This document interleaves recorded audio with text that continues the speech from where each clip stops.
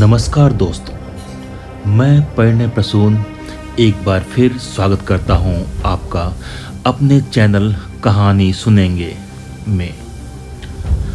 वो जगह जहां पर आप तमाम जेनर की कहानियां सुनते हैं और ऐसी कहानियां भी सुनते हैं जहां डर आपकी सांसों में समा जाता है और सन्नाटे चीखने लगते हैं। आज हम आपको सुनाएंगे एक कहानी जो स्टीफन किंग की रचनाओं से प्रेरित है।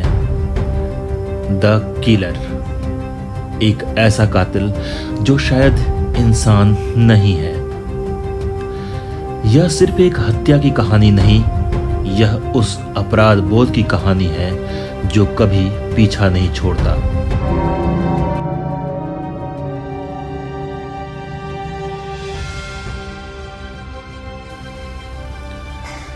अमेरिका के मेन राज्य में एक छोटा सा कस्बा है, ट्रेंटन हॉलो। यहां समय जैसे रुक सा गया है।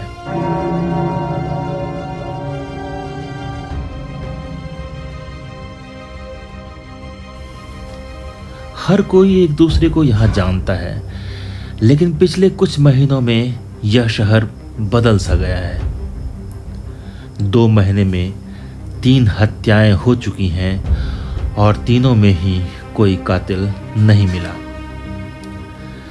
तीनों जगह बस एक ही सुराग, बच्चों की क्रेयॉन से बनी एक अजीब सी तस्वीर, एक काले रंग का इंसान खिड़की के पास। सारा शहर सहमा हुआ है और अब लोग पूछने लगे हैं,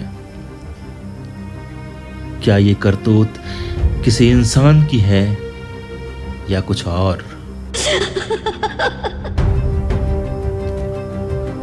कार्ल डेंसमोर एक समय में ट्रेंटन हॉलो का सबसे तेज तर्रार पुलिस ऑफिसर, अब अकेला पेंशन पर जी रहा है।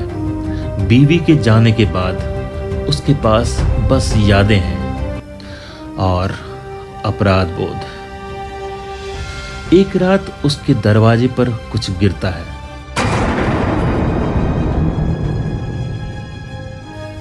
वो उठता है, दरवाजा खोलता है, पर कोई नहीं। लेकिन नीचे एक ड्राइंग है, वही क्रेयॉन वाली और वही काली परछाई। इस बार वो परछाई उसके अपने घर की खिड़की पर है। कार्ड पुलिस नहीं रहा, पर उसका जासूसी दिमाग अब भी जिंदा है। वो फाइलें खंगालता है।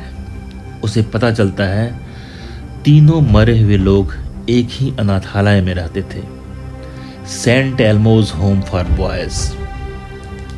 ये अनाथालय 1994 में आग में जलकर खाक हो चुका था। 4 बच्चे मरे थे।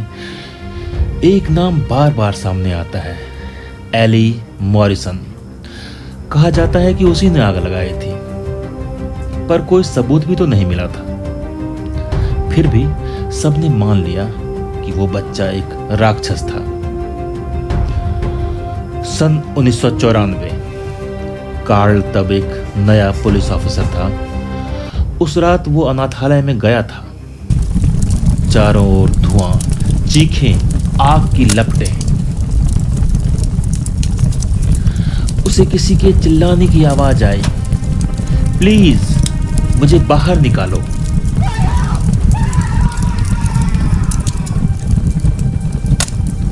वो सीढ़ियों से नीचे उतरने ही वाला था, तभी उसके सीनियर ने चिल्लाया, कार्ल बाहर निकल, ज्यादा हीरो मत बन।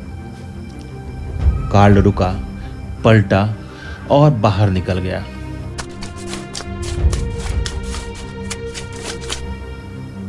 अगले दिन अखबार में खबर छपी, Ellie Morrison died in the fire, the suspected arsonist. लेकिन कार्ल जानता था उस बच्चे की आवाज मासूम थी, डर से भरी हुई। वो राक्षस नहीं था, उसने आग नहीं लगाई थी। अब कार्ल को नींद नहीं आती। हर रात 3:03 पर उसकी नींदें खुल जाती हैं। कभी खिड़की अपने आप खुल जाती है, कभी शीशे पर वही ड्राइंग बन जाती है, कभी दरवाजे पर जले हुए निशान मिलते हैं।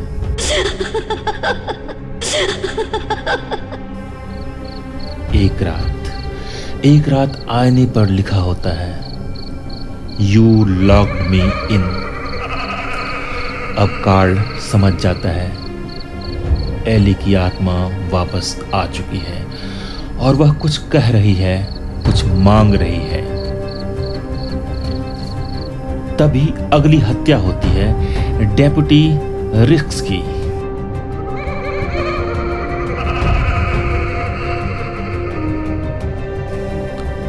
उसी ने कभी एली को आरोपी घोषित किया था। उसकी छाती पर एक ड्राइंग कील से ठोकी हुई है।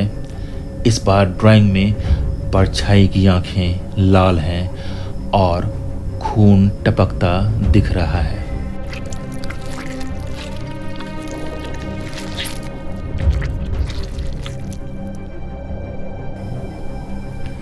कार्ल अब डर के साथ समझने भी लगता है कि ये कोई साधारण आत्मा नहीं, ये एक योजनाबद्ध बदला है।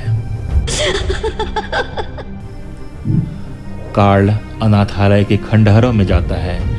बेसमेंट में उसे एक लोहे का संदूक मिलता है। अंदर है एली की डायरी। उसके पन्ने जले हुए हैं, लेकिन एक पन्ने पर लिखा है, Karl promised me, I kept shouting, he heard me, but he locked the door. अब सच्चाई साफ है, एली निर्दोष था। उसे मारा नहीं गया, उसे छोड़ दिया गया था आग में जलने के लिए।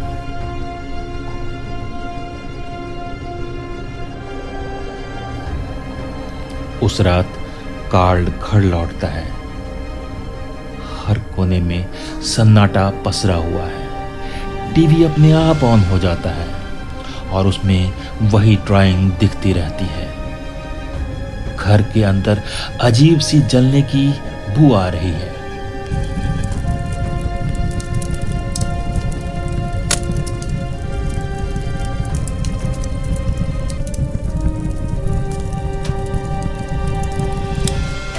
वो पीछे मुड़ता है और आईने में दिखता है जली हुई एक शक्ल, लाल आंखें। सामने एली खड़ा है।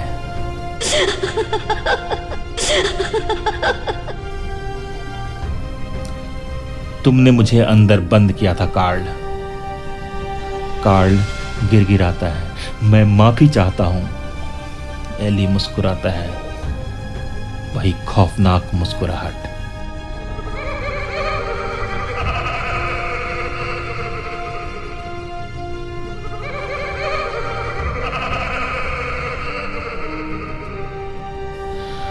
अब बहुत देर हो चुकी है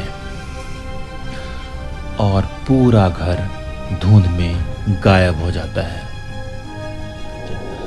तो दोस्तों, यह थी द किलर, एक मासूम की सजा, एक अफसर की चुप्पी और एक आत्मा का बदला। स्टीफन किंग की शैली में लिखी यह कहानी हमें यह बतलाती है कि गुनाह अगर देखा जाए और रोका न जाए तो वह मौन भी हत्या बन जाता है। अगर आपको ये कहानी पसंद आई हो तो चैनल को सब्सक्राइब करें, लाइक करें और कमेंट में बताएं, क्या आप मानते हैं कि अपराध बोध भी किसी को अंदर से खा सकता है? धन्यवाद।